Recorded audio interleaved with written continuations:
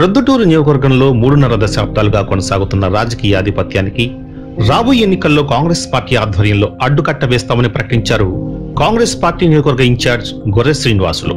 ఒక బీసీ నాయకుడు అన్ని విధాలుగా తట్టుకుని ఎన్నికల బరిలో నిలుస్తాడా అన్న ప్రశ్నలకు ఆయన సమాధానమిచ్చారు. కాంగ్రెస్ అభ్యర్థిగా వెనుకబడిన వర్గాలకు చెందిన ప్రతినిధిగా తన అభ్యర్థిత్వాన్ని బలపరుస్తున్న వారి సంఖ్య రోజు రోజుకు పెరుగుతోందన్నారు. ఇంటింటికి కాంగ్రెస్ కార్యక్రమంలో భాగంగా స్థానిక 39-40 వార్డులో ఆయన పర్యటించారు. కుమ్మర కొట్టాలు, గాడిద కొట్టాలు, Gopi rice mill road, Venkateswara కొట్టాలు, గురుసాధు మఠం ప్రాంతాల్లో పర్యటించారు. ఈ సందర్భంగా కుమ్మరులతో మాట్లాడారు.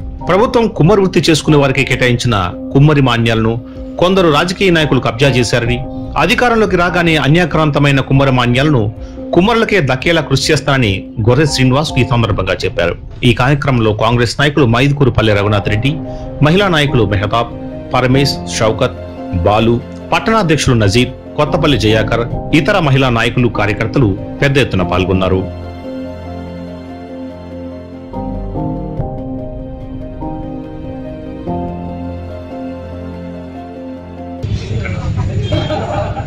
మట్టి నుంచి సేకరిస్తారు. ఎవరి భూములు మట్టి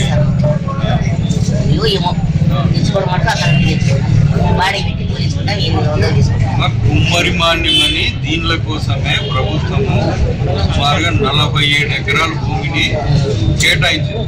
అది వీళ్ళంతా పెద్ద నాయకులందరూ కూడా ఆక్రమించుకుని కట్టుకున్నారు. ముందుకు వస్తే కూడా ఇంకా ఖాళీగా ఉండే భూములన్నీ కూడా కుమ్మరి మాన్యంటివి. కేవలం మట్టి సేకరించుకోవడానికి ఉంది వ్యవస్థ అంతా. నేనైతే రెడీనమ్మా. మీరందరూ ముందుకు వస్తే ఖచ్చితంగా కళ్యాణ మండపము, కుమ్మరి మాన్యం అంతా తిరిగి మీకు వచ్చేట్లుగా ఏర్పాటు చేస్తాను. కళ్యాణ మండపం కూడా నేను రెడీ చేసి పెట్టాను. తప్పకుండా మీరు సహకరించాలి తల్లి. ఈసారి కాంగ్రెస్ పార్టీకి హస్తం గుర్తు మర్చిపోద్దమ్మా. ఇది హస్తం గుర్తమ్మా. జగన్ మోసం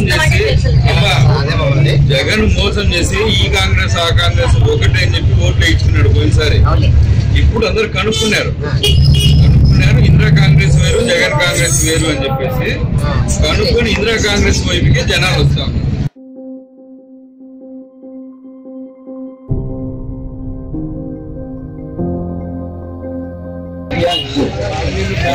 కాంగ్రెస్ పార్టీ ప్రోగ్రామ్ లో భాగంగా ఈరోజు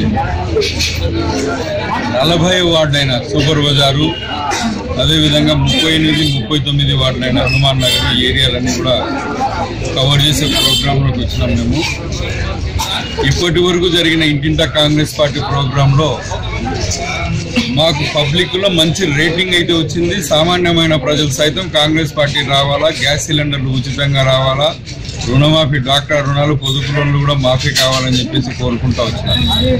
కానీ ఈ లోపల ఇక్కడ ఉండబడిన ఆధిపత్య నాయకుల నుంచి ఒక కొత్త సమస్య లేవనెత్తినారు. మాతో తట్టుకోగలడా, తట్టుకొని నిలబడగలడా, రేపు ఎన్నికల్లో మా అంత డబ్బులు ప్రజల్లోకి తీసుకువెళ్ళి ఖర్చు పెట్టగలడా అనేది ఒక కొత్త సమస్య తీసుకురావడం జరిగింది. వీటన్నిటికి కూడా నేను ఒకటే సమాధానం చెప్పదలుచుకున్నాను.